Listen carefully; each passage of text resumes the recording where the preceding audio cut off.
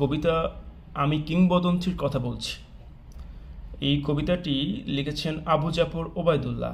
এখন আমি কবিতাটার একটু বিশ্লেষণ করা, যেটা বলে মানে আমরা অনেক সময় কবিতা পড়ে কবিতার যে অর্থ, কবিতার চরণগুলো, লাইনগুলোর অর্থ বুঝতে পারি না, যাতে করে স্টুডেন্টসদের জন্য একটু সুবিধা হয় পড়তে বা বুঝতে। সেই কারণের জন্য আমি সংক্ষেপে কবিতাটার প্রত্যেকটা লাইনের সংক্ষেপে একটু আলোচনা করার চেষ্টা করছি। এখানে কবিতায় রয়েছে, আমি আমার পূর্বপুরুষের কথা বলছি। পূর্বপুরুষ বলতে আমরা সবাই জানি যে কবি আমাদের পূর্বপুরুষের কথা এখানে বলেছেন, যারা এই দেশের জন্য, এই দেশের মুক্তির জন্য অনেক কিছু করে গিয়েছেন। তার পরের লাইন রয়েছে, তার করতলে পলিমাটির সৌরভ ছিল। করতলে অর্থ হচ্ছে হাতে, অর্থাৎ কবি এখানে আমাদের পূর্বপুরুষদের যে তাদের মধ্যে যে পরিশ্রমী যে কৃষক, তাদেরকে কিন্তু নির্দেশ করেছেন যে তার করতলে পলিমাটির সৌরভ ছিল। তারা হাত এবং মাটির সাথে সম্পর্ক কিন্তু কৃষকদের, এটা আমাদের মাথায় রাখতে হবে। সেখান থেকে আমরা এই লাইনটা, এই চরণটার কিন্তু অ্যানালাইসিস করতে পারি এভাবে যে কবি এখানে আমাদের পূর্বপুরুষদের মধ্যে যে পরিশ্রমী কৃষক ছিলেন অনেকেই, এটাকে নির্দেশ করেছেন। তার পিঠে রক্ত জবার মতো ক্ষত ছিল। কথাটা কতটা মানে কি বলা যেতে পারে যে সিগনিফিক্যান্স বহন করে, যে আমাদের শ্রমজীবী পূর্বপুরুষদের যে তাদের মধ্যে যে শোষণ হতো, তাদের উপরে যে শোষণ হতো, তার মানে তৎকালীন ইংরেজদের শোষণ, তারপরে তাদের উপরে জমিদারদের শোষণ, এরকম প্রচুর শোষণ হতো। এই শোষণের কথা এখানে বলা হয়েছে। তাদের পিঠে চাবুক মারা হতো, ঠিক কিনা? আচ্ছা, তাই বলছে তার পিঠে রক্ত জবার মতো ক্ষত ছিল, তাদের উপরে যে শোষণ করা হতো, নির্যাতন করা হতো, সেই কথা এখানে প্রকাশ করা হয়েছে। তিনি অতিক্রান্ত পাহাড়ের কথা বলতেন, অরণ্য এবং সাপদের কথা বলতেন। অতিক্রান্ত পাহাড় কেন অতিক্রান্ত হবে বা অতিক্রম করবে? কারণ পূর্বপুরুষরা তারা পাহাড়কে অতিক্রম করে জীবিকা নির্বাহ করতেন। এবং কি বলছে যে অরণ্য এবং সাপদের কথা বলতেন। অরণ্য আর কি, বেসিক্যালি প্রকৃতি, বনের কথা বলা হচ্ছে। এবং সাপদ বলতে এখানে হিংস্র মাংসাশী প্রাণীর সাথে যারা লড়াই করে তাদের জীবনকে অতিবাহিত করতেন, এ কথাই প্রতিপাদ্য হয়েছে মূলত। তিনি অতিক্রান্ত পাহাড়ের কথা বলতেন, অরণ্য এবং সাপদের কথা বলতেন। তারপরে বলছে পতিত জমি আবাদের কথা বলতেন, তিনি কবি এবং কবিতার কথা বলতেন। পতিত জমি আবাদের কথা বলতেন, তিনি কবি এবং কবিতার কথা বলতেন। এখানে কি আলোচনা করা হয়েছে, কি বলা হয়েছে? মানে যে জমিটা চাষের যোগ্য নয়, সেখানেও তারা চাষাবাদ করতেন, এটা বলা হচ্ছে। কবি এবং কবিতা। আচ্ছা, কবিতা বলতে এখানে কি মানে বোঝানো হয়েছে? আসলে কবিতা বা কবিতা সৃষ্টি করে কে? কবি। কবির কাজ হলো কবিতা সৃষ্টি করা। তার মানে এখানে সৃষ্টির কথা বলা হয়েছে। সৃষ্টি বলতে এখানে পরিশ্রম করা, কষ্ট করা, চেষ্টা করা। তারপরে আরও আছে অন্যায়ের বিরুদ্ধে প্রতিবাদ করা, সত্যকে, ন্যায়কে প্রতিষ্ঠা করার জন্য চেষ্টা করা। তারপরে যেখানে অন্যায় হয়েছে, অন্যায়ের বিরুদ্ধেও প্রতিবাদ করা। তারপরে এখানে কবি এবং কবিতা বলতে সেই পূর্বপুরুষদের যে সৃষ্টি, তাদের যে চেষ্টা, পরিশ্রম, এটাকে বোঝানো হয়েছে। যে পতিত জমি আবাদের কথা বলতেন, তিনি কবি এবং কবিতার কথা বলতেন। তারপরে বলছে জিহ্বায় উচ্চারিত প্রতিটি সত্য শব্দ কবিতা। কবিতা সংজ্ঞা তিনি দিয়েছেন এখানে, দেখেন যে কবিতা কি। কবিতা হচ্ছে জিহ্বায় উচ্চারিত প্রতিটা সত্য শব্দ হচ্ছে কবিতা। ন্যায়ের জন্য, সত্যের জন্য যদি আমরা প্রতিবাদ করি, তাহলে সেই প্রতিবাদ হচ্ছে কবিতা। এটাকেই মিন করা হয়েছে এখানে, যে ন্যায়ের জন্য, সত্যের জন্য যদি আমরা প্রতিবাদ করি, সেটাই হচ্ছে কবিতা। তারপরে বলছে কর্ষিত জমির প্রতিটি শস্য দানা কবিতা। কর্ষিত জমির প্রতিটি শস্য দানা কবিতা মানে একজন কৃষক কষ্ট করে কিন্তু কি করে, শস্য দানা মানে ফলায়, তার মানে কি যে সফলতা পায়, এটাই হচ্ছে কবিতা। এই সফলতাও একটা কবিতা। তারপরে বলছে যে কবিতা শুনতে জানে না, সে ঝড়ের আর্তনাদ শুনবে। তার মানে কি, কবিতা রচনা করা বলতে এখানে যেটাকে প্যারালেলিজম, যেটাকে মানে সাদৃশ্য করা হয়েছে এখানে, সেটা হচ্ছে যে কষ্ট করা, পরিশ্রম করা। তার মানে যে পরিশ্রম করতে জানে না, যে সাহসী নয়, সে পরিশ্রম করতে জানে এবং সে ভীরু হয়ে থাকবে, তার মাঝে প্রতিবাদ করার মতো সাহস জন্ম নেবে না। কতটা তাৎপর্যপূর্ণ আমাদের বুঝতে হবে। যে কবিতা শুনতে জানে না সে ঝড়ের আর্তনাদ শুনবে। তার মানে কি, যে পরিশ্রম করতে জানে না, যে সাহসী না হয়ে থাকে, মানে সেই ব্যক্তি যে পরিশ্রম করে না সে কি করে, ভীরু হয়ে থাকে এবং সে কি করে, সে তার ভিতরে প্রতিবাদ করার মতো মানে সাহস জন্ম নেয় না।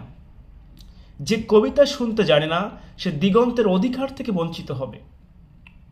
যে কবিতা শুনতে জানে না সরি সে দিগন্তের অধিকার থেকে বঞ্চিত হবে। তার মানে যে পরিশ্রম করতে জানে না সে তার মানসিক যে বিকাশ ঘটাতে পারবে না, মানে তার মানসিক বিকাশ ঘটবে না। যে পরিশ্রম করতে জানে না তার মানসিক বিকাশ ঘটবে না। তারপরে যেটা বলছে যে কবিতা শুনতে জানে না সে আজন্ম কৃতদাস থেকে যাবে। তার মানে কি, কবিতা মানুষকে মুক্তির পথ দেখায়। তার মানে যে কবিতা শুনতে জানে না সে সারা জীবন অন্যের গোলাম হয়ে থাকবে। কবি এখানে এটাই বলতে চেয়েছেন। আমি উচ্চারিত সত্যের মতো স্বপ্নের কথা বলছি। মানে আমরা যে সত্য কথাগুলো বলছি এগুলো হতে পারে কবিতা। আমাদের জীবনে যত সত্য বা সত্য কথা সবগুলোই কবিতা। স্বপ্নের কথা বলছি বলতে এখানে কবিতাগুলো হচ্ছে স্বপ্ন। কবিতা বলতে এখানে কিন্তু মূলত আক্ষরিক অর্থে কবিতা নয়, কবিতা বলতে এখানে কিন্তু সৃষ্টিকে, চেষ্টাকে বোঝানো হয়েছে। তারপরে বলছে যে উনুনের আগুনে আলোকিত একটি উজ্জ্বল জানালার কথা বলছি। উনুন মানে কি? উনুন মানে হচ্ছে চুলা। তার মানে কবি সকলের আলোকিত জীবনকে মানে দেখতে চান, আলোকিত জীবন প্রত্যাশী আর কি। উনুনের আগুনে আলোকিত একটি উজ্জ্বল জানালার কথা বলছি। আমি আমার মায়ের কথা বলছি। মা বলতে এখানে জন্মভূমিকে অর্থবহ করা হয়েছে, জন্মভূমিকে মিন করা হয়েছে। কবিতার জন্মভূমির কথা বলছেন এখানে। তিনি বলতেন, প্রবহমান নদী যে সাঁতার জানে না তাকেও ভাসিয়ে রাখে। প্রবহমান নদী যে সাঁতার জানে না তাকেও ভাসিয়ে রাখে। তার মানে কি, বয়ে যাওয়া নদী, যে নদীতে স্রোত রয়েছে সেই নদীতে সাঁতার কাটা কিন্তু সহজ। সুতরাং আমরা যদি ভালো কাজ করি, মানে আমাদের পরবর্তী প্রজন্ম এর ভালো ফল পাবে। মানে একটা বাবা যত ভালো কাজ করে তার কাজের রেজাল্ট কিন্তু তার সন্তান পায় কি না? পায়। তারপরে বলছে বয়ে যাওয়া নদী, মানে যে নদীতে স্রোত রয়েছে সেই নদীতে সাঁতার কাটা কিন্তু সহজ। তাই বলছে, তিনি বলতেন, প্রবহমান নদী যে সাঁতার জানে না তাকেও ভাসিয়ে রাখে। যে কবিতা শুনতে জানে না সে নদীতে ভাসতে পারে না। যে কবিতা শুনতে জানে না সে নদীতে ভাসতে পারে না। মানে কি, যে পরিশ্রম করতে জানে না তার মানে কি, সে সফলতার মজা বুঝতে পারে না। মানে নদীতে ভেসে থাকার যে মজা এটা সে বুঝতে পারে না। যে কবিতা শুনতে জানে না সে মাছের সঙ্গে খেলা করতে পারে না। কবি কত দূরে চলে গিয়েছেন চিন্তা করতে করতে, যে কবিতা শুনতে জানে না, সে কি বলছে, মাছের সঙ্গে খেলা। মাছের সঙ্গে খেলা বলতে এখানে সফলতার যে আনন্দ, এই আনন্দের সাথে যে মিল, যে সম্পর্ক সে সৃষ্টি করতে পারে না। তারপরে বলছে, যে কবিতা শুনতে জানে না সে মায়ের কোলে শুয়ে গল্প শুনতে পারে না। তার মানে কি, মায়ের ভাষায় লেখা যে কবিতা, তাই না, মায়ের কোলে বসে গল্প শোনা যে কি মজা, এটা সে বুঝবে না, ঠিক কিনা? তারপরে বলছে, আমি কিংবদন্তির কথা বলছি, আমি আমার পূর্বপুরুষের কথা বলছি, আমি বিচলিত স্নেহের কথা বলছি, গর্ভবতী বোনের মৃত্যুর কথা বলছি।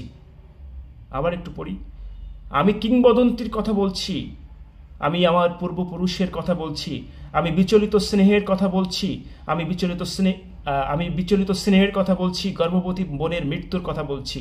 তার মানে এখানে যখন শাসক গোষ্ঠী আমাদের দেশে অত্যাচার করত, তখন আমাদের দেশের যে গর্ভবতী বোনেদের যে মৃত্যুর সময় যে কষ্ট, দুঃখ, যন্ত্রণা, এটাকেই মানে বোঝানো হয়েছে আর কি। আবার আমাদের মায়েদের যে তাদের ছেলেরা যখন যুদ্ধে যেত, যুদ্ধে গেলে তাদের ভেতরে যে দুশ্চিন্তা কাজ করতো, এটাকে বোঝানো হয়েছে। আমি আমার ভালোবাসার কথা বলছি, ভালোবাসা দিলে মা মরে যায়। তার মানে কি, যে যখন ছেলেরা যুদ্ধে যায়, যুদ্ধে যে শহীদ হয়, তো মা ভালো করে জানে যে দেশকে ভালোবেসে সন্তান কি হচ্ছে,